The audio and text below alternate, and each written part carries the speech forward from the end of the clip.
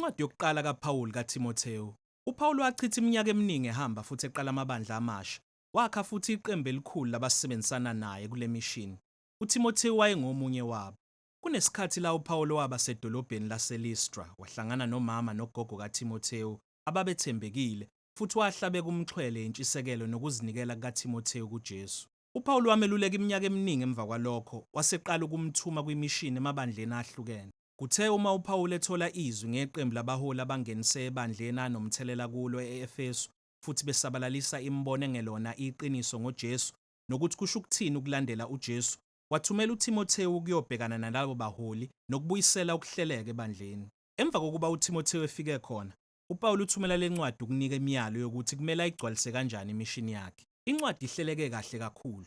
Kunomyalo wokuvula nowokuvala kuTimotheyu wokuhamba eyobhekana nalabo baholi nemfundiso yabo yenkolo embi. Bese kuba izingxenye ezimbili ezinkulu eziphakathi ezigcwele imiyalelo ephathekayo ngezinkinga uTimotheyu abhekane nazo ebandleni lase-Efesu. Ekugcineni zonke lezi zingxenye ziyahlanganyiswa ndawonye noma ziyaphethwa ngochungechunge lwezinkondlo ezintathu eziphakamisa uJesu ovukile njengenkosi yomhlaba. Ake singene khona uzobona ukuthi kusebenza kanjani. UPawulu uvula ngokubuyekeza ukuthi wamthumela kanjani uTimotheyu e-Efesu ukuyobhekana nalabaholi ababesabalalisa isifundiso esingajwayelekile. Uyachaza futhi ukuthi laba bantu bathathekile kanjani ekuqageleni ngeThora, ikakhulukazi izindaba zokuqala zokuzalana encwadini kaGenesise. Uyababalula abanye balabo bantu, uAlexandru noHimeneyu, futhi uyachaza ukuthi isifundiso sabo silihlukanise kanjani ibandla. Sidale impikiswano. UPawulu uthi empeleni lolu uphawu lokuqala olucacile lokukhomba ukuthi isifundiso sabo sihlanekezelwe. Uma ngabe isifundiso seqiniso somKristu sesiphelele, sithembekile endleleni kaJesu futhi siholela othandweni nasokholweni lweqiniso. Uthi empeleni injongo yeThora kusikhona ukuphehla ukuqagela. Okunalokho, injongo yalo kwembula iqiniso ngesimo somuntu njengoba lenza kuPawulu. Isifundiso esifanele ngeThora sizoholela abantu ekuboneni umusa kaNkulunkulu owembulwe kuMesiya, ozile ukusindisa abantu abasekoneni nabaphukile. Manje uPawulu uphothula lapha ngenkondlo edumisa iNkosi uJesu phezu kwakho konke, futhi uyala uTimotheyu ukuba avale lamadoda nesifundiso sabo samanga. Ubese ekhuluma ngenkinga ekhethekile kuleli bandla eyenziwe abafundisi bamanga. Kuqala uyala uTimotheyu ukuba amise isikhathi sebandla sokukhuleka ukuba babuthane ukukhulekela ababusi baseRoma kanye nokuthula. Ngokuba ukuthula ezweni kwakha indawo efanele kubalandeli baJesu, ukuqhubeka nokusabalalisa umyalezo ngoNkulunkulu wokuthula, uNkulunkulu ofuna bonke abantu basindiswe, uNkulunkulu othumele uJesu njengomlamleli ukunikela ngokuphila kwakhe njengenhlawulo yabantu bonke. Okunqubuzana nabafundisi bamanga, uPawulu ukhumbuza uTimotheyu ukuthi uNkulunkulu ufuna ukukhulula umhlaba wonke. Umkhuleko uzogcina lokho ezingqondweni zabo. Emva kwalokho uPawulu ukhuluma ngenkinga ehlobene nabesilisa nabesifazane asebethonywe yilabaholi abakhohlakele e-Efesu. Uqala ngokuthulisa iqembu labesilisa abadonseleke ezimpikiswaneni zezenkolo ezinentukuthelo eziqalwe abafundisi. Uthi laba besilisa bamelwe ukufunda ukuthi kukhulekwa kanjani.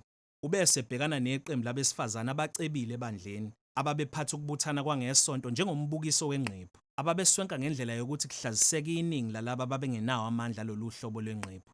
Kungekhona lokho kuphela, kodwa abanye balabo besifazane babephoqa izikhundla zobuholi ebandleni, befundisa nabanye imfundiso embi abafundisi abakhohlakele. Manje uPawulu uthulisa laba besifazane. Uthi abavunyelwe ukufundisa noma bahole ebandleni. Useyaqhubeka futhi uhlola indaba kaAdam noEva nenyoka kuGenesise isahluko sesithathu. Lena yenye yalezo zingxenye ezincwadini zikaPawulu lapho njengokuba uPetru eshilo okunzima ukuziqonda. Kunemibono eminingi eyahlukene ngalokho uPawulu ayeqonda ukusho lapha. Abanye bacabanga ukuthi uPawulu unqabela abesifazane ukuba bangaphinde bafundise noma bahole abesilisa kunoma yiliphi ibandla, nokuthi ukuphawula kwakhe ngoAdam noEva kumayelana nokuthi uNkulunkulu wamisa kanjani abesilisa kuphela ukuba abaholi emabandleni.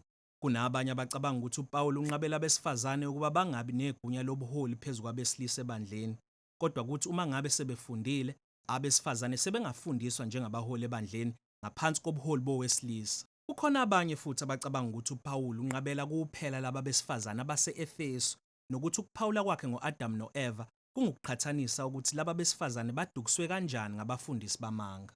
Noma ngabe imuphi umbono ukhethayo, uPawulu ucacisile ukuthi laba besifazane base-Efesu badinga ukungena ngaphansi kobuholi bukaTimotheyu, bathole isifundiso esiqondile senkolo.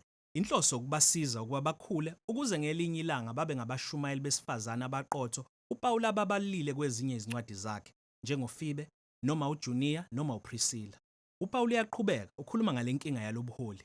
Uyala uTimotheo ukuba amise iqembu elincane labayeni nobaba abazosebenza njengamalungu noma ababonise ebandleni. Laba kumele kube abantu abanesimo esihle nabaqotho abazosebenzisana neqembu lamadikoni, igama lesiGreki elishinxiwe. Laba ngabesilisa nabesifazane empeleni abaholayo futhi abenza imisebenzi yebandla futhi bafanelwe ukuba nesiqu esifanayo nesamalunga. Ndawonye laba bantu kumele baziwe ngobudlelwano obuhle emndenini yabo ngoba lokho kuzokhombisa amandla abo okuhola ebandleni okungumndeni kaNkulunkulu.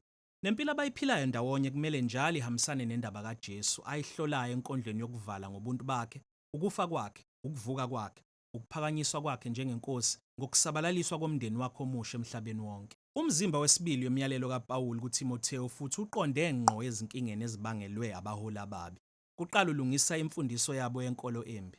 Kade betshela abantu ukuba bayeke ukudla okuthile ikakhulukazi inyama, benqabela ukuganana. uPawulu acabanga ukuthi kungubuwula. Uyaqhubeka uya kuGenesisi isahluko sokuqala ukhumbuza uTimotheo ukuthi indalo yonke kaNkulunkulu inhle okubalwa kuyo ukudla nomshado. Konke kumelwe ukwamukelwa ngokubonga yilabo abazi futhi abazinikeza ukubonga kumdali. Uyaqhubeka uPawulu ukhuluma ngezinkinga zebandla mayelana nokunikelwa kwabafelokazi. Lena inkonzo ebalulekile eyayithathwa kancane abafelokazi abasebancane abacebile okunokwenzeka ukuthi abaphehli bezinkinga abafanayo nalabo abasesahlukweni sesibili. Babebhalisela uxhaso lwebandla kodwa bese bechitha izinsuku zabo behamba belala behlala belimaza isithunzi sebandla edolobheni. uPawulu akayingene yabo. Uthi abafelokazi abadala abangenamndeni kuphela abafanele uxhaso. Kulabo ibandla limele ukukhombisa uthando nokuphana kukaJesu. uPawulu usekhuluma ngeenkinga zabesilisa abakhulile ebandleni. uTimotheo umele ukuhlonipha iminyaka yabo kodwa hayi ukuziphatha kabi kwabo okubhekeka kuphathelene notshwala. Babulala isithunzi sebandla eEfesu. Manje-ke uTimotheo umelwe ngothando ukubhekana nabo uma ngabe besebuholini abehlise kubo. Manje uPawulu sejobelela lokho okumangalisayo ukuthi lokho akusho ukuthi uTimotheo angaphinde angaphuzi ngenxa yezinkinga zesisi sakhe okungenana ngaphuza inglazi eyodwa yewayini esidlweni sasebusuku. uPawulu sekhuluma ngenkinga ekhona ezigqileni zamaKristu. Ezinye zazo zazingabahlonipha ababusi bazo abangamaKristu. Manje yebo, ivangeli lidala ukulingana kubalandeli bakaJesu.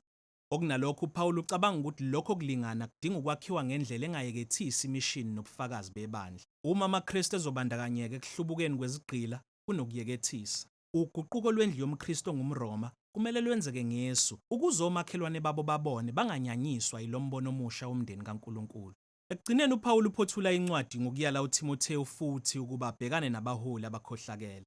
uPawulu lapha uveza obala izinhloso zabo ukwenza imali eningi ngokukhulisa abalandeli bese bebakhokhisa imali eningi ngokufundisa kwabo. Laba abafundisi bakhaphele uJesu nomyalezo wakhe okwaneliseka nokuphila impilo elula. Manje uPawulu uyala ama-Efesu amaKristu acebile ukuba acebe ngemisebenzi emihle nokuphana ukuba babe ngabantu abanikela ngazo zonke izinsiza zabo enkosini uJesu. Futhi nguye ophefumulele inkondlo yokugcina ngokuthi uyinkosi yeqiniso kanjani phezu kwamakhosi onke. Incwadi yokuqala kaTimotheo iyincwadi ebalulekile ngempela. Iyasiza ukuba sithole umbono ophelele ngemvelo nemishini yebandla. Ukuthi umphakathi kaJesu lokho okukholwayo kuzoguqula kanjani impilo nokuziphatha komphakathi wasedolobheni, imfundiso yawo yenkolo, inkolelo yawo, ufanelwe ukuhlaziywa njalo yakhelwe phezu kwezibhalo nezindaba ezinhle ngoJesu. Nokuthi indlela ibandla libukeka ngayo emphakathini ibalulekile futhi kuPawulu. AmaKristu kumele aziwe njengabantu abagcwele ubuqotho, abaziwa ngemisebenzi emihle, baziwe ngokukhonza abampofu nalabo abasengozini. Konke kwenzelwe ukuzinikela enkosini uJesu evukile. Ilokho incwadi yokuqala kaTimotheo emayelana nakho.